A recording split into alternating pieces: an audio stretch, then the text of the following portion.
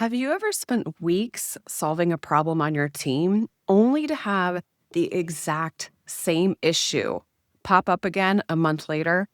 In the NGO world, we are action oriented. We see a fire and we want to put it out immediately. But often we move so fast, we end up solving the wrong problem. We treat the symptom, but we ignore the disease. Hello, my name is Tori, and welcome to the Modern Humanitarian and Development Leader podcast. Today, I want to share the one question smart leaders ask before they take action, and how asking it can save you the massive amounts of time and energy. So, how do you know if you are focused on the wrong problem? Well, there are two major red flags. One, recurrence. The problem keeps coming up no matter how many times you fix it. Number two, the Band-Aid effect. Your solution feels like a temporary fix, but not a permanent change. If you're nodding your head right now, or you can identify with this, then you need to stop solving and start probing. You need to become a leadership detective. So let me give you 3 examples that I constantly see with leaders I coach. Number 1, the bad listener. You as a leader might think when you're starting to think about listening that you need to become a better listener, that you need to take a course on active listening skills. However, what I observe is usually most people have an idea on how to listen. The real problem is that it's not a skill issue, it's a time issue. They feel like they don't have enough time. They're so overbooked that they physically don't have the space to listen. You don't need training in this case. You need calendar management. Example number 2, the impossible government. So maybe you think, we need to change the government regulations because they are blocking our program. But the real problem here might be that you can't control the government, first of all. I know many of us would like to, but unfortunately we cannot. So the real problem that we want to solve is that your internal operations are too rigid to adapt to the current reality. And you need to change the way you operate, not the way the government does things. And then finally, example number 3, the budget error. You might think, my team keeps making the same mistakes on the budget report. I need to teach them how to read Excel better. But the real problem might actually be they know how to read. They know how to read a budget report, but they lack the confidence. They are afraid of making a mistake with money, so they freeze up. So this last example is actually crucial.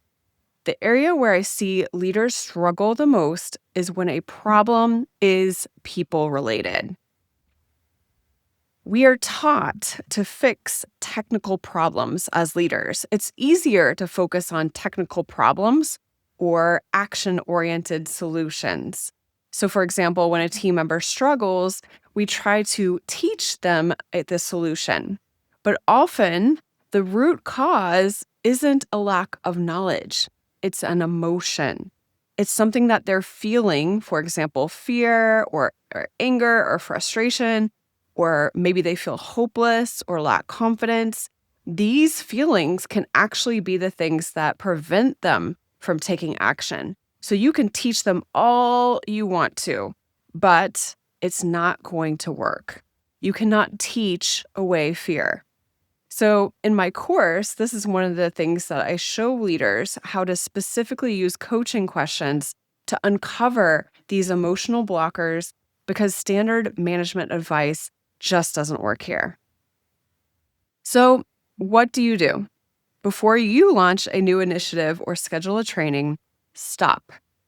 Ask yourself, is this the real problem that we are solving and focused on, or is there a deeper one? And you can use the problem tree method to determine this. Keep asking why until you hit the bottom. So, for example, why is the report late? Because the partner didn't finish it. Why didn't they finish it? Because they were afraid to ask for help.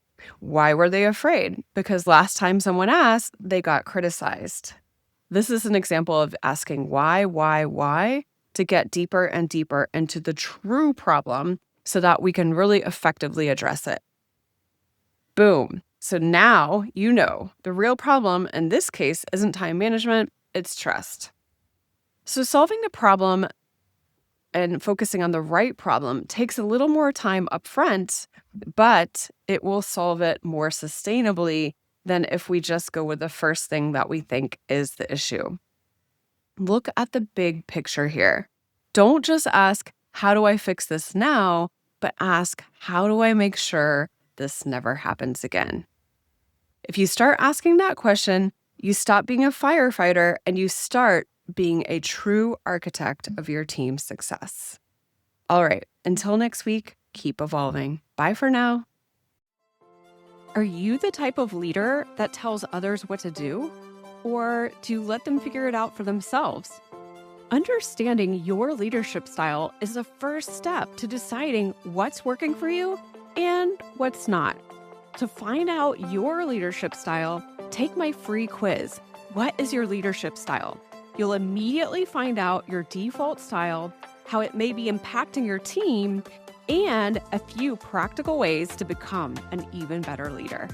Just click on the link in the show notes, www.aidforaidworkers.com/quiz, fill out your quiz, and click submit. So what are you waiting for? Go to www.aidforaidworkers.com/quiz and discover your leadership style now. Your team will thank you for it.